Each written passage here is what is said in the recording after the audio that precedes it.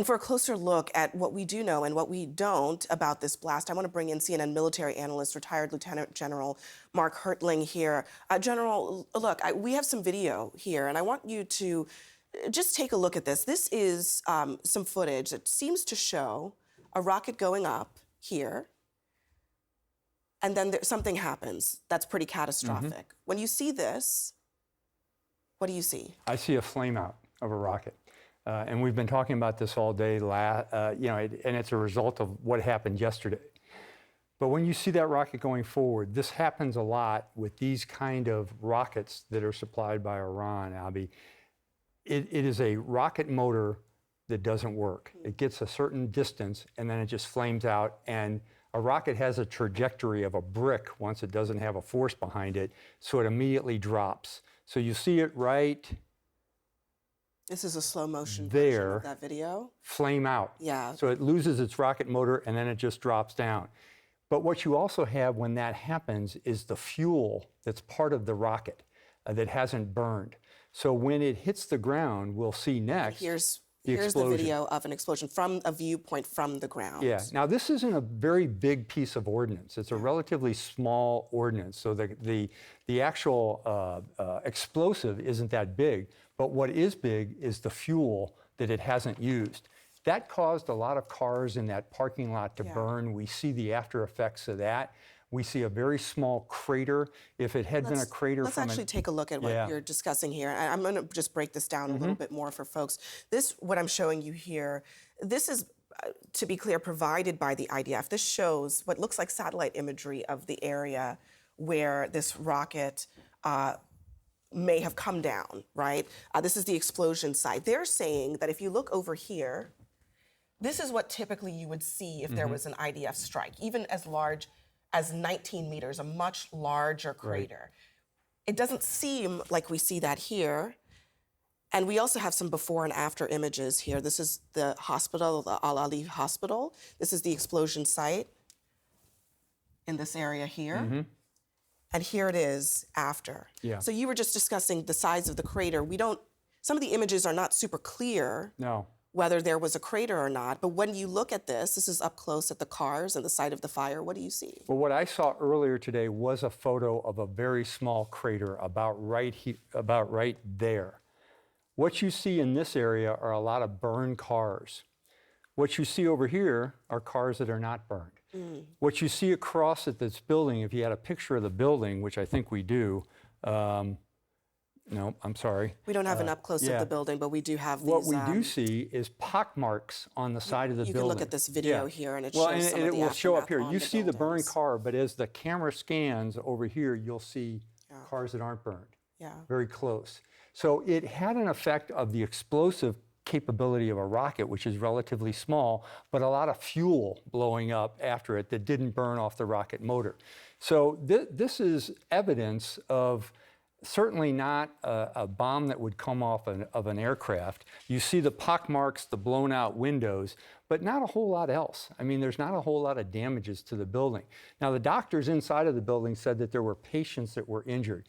That could have been from the blast, glass flying inside of the building, but it certainly wasn't a strike on the hospital itself. And just briefly, if you were to have seen a strike, a true strike coming from Israel, I want to also, just as I'm saying this, show you, this is an image that shows, according to the IDF, the trajectory of this rocket. And it comes from somewhere inside of northern Gaza, and it goes this direction. It goes east. What you have here is something called a point of origin. Yeah. That's where the rocket was fired from, right where that red dot is. You see multiple tracers coming off of those. Those are the different rockets that come out of that rocket pod. The one that came out right here came out over the hospital, and I believe that was the one that lost its engine and fell on close to the hospital, not on the hospital. So this is part of the proof that the Israeli Defense Forces gave. They said, hey, here, this is something called a Q-36 radar. They use these radars to connect with the Iron Dome to shoot down rockets. So when you see all these coming off of a missile site and one dropping over the top of a hospital, you can see where it was truthfully an accident, a missile that didn't go through to its final mission. Yeah, and as you've pointed out many times, these Iranian-provided missiles, they tend to do that. General Mark Hertling, thank you very much for breaking all of that down for us. And President Biden, reflecting on the difficult decisions ahead for Israel's leaders, here is part of what he said. I've made wartime decisions. I know the choices are never clear or easy for the leadership. There's always cost, but it requires being deliberate. It requires asking very hard questions. It requires clarity about the objectives and an honest assessment about whether the path you're on will achieve those objectives. The vast majority of Palestinians are not Hamas. Hamas does not represent the Palestinian people. I want to bring in now Aviv Ezra, a senior Israeli diplomat at the New York consulate and a former consul general in Chicago. Aviv, thank you for being here. This incident has had real ripple effects, and putting aside for a moment any dispute about who's responsible and who's not, we just broke that down. Has it altered Israel's plans for a ground invasion of Gaza? Well, the way we see it, this is actually a triple war crime. On the one hand, they're sending missiles from population areas in Gaza. They're shooting at population, innocent civilians in Israel. And thirdly, when they misfire, they hit their own population in the Gaza Strip. So for us, this is not only a triple war crime, it is something that later on took a life of its own into the conversation of who is in charge. And the fake news that came out of it with the entire conversation last 24 hours ago created a situation where Israel was guilty before even... But I'm sure you can imagine that that is likely to happen here.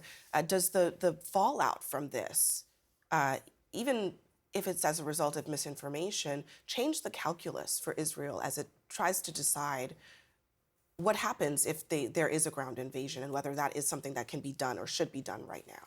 Well, for Israel, it's pretty clear that we have to make sure that what happened in October 7th would not happen again. Therefore, we want to make sure that we extract the price tag from Hamas. What is the price tag from the Israeli people, the Palestinian people?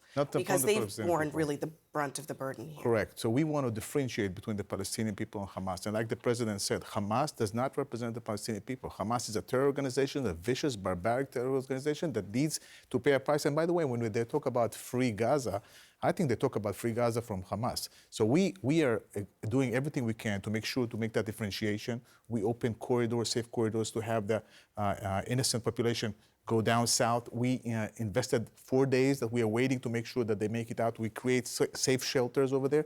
We actually have, on the other hand, Hamas pushing them back into the war zone, by that creating another war crime. Do you understand why there's so much distrust in the Arab world of the information coming from the IDF and the narrative about what happened in this hospital blast?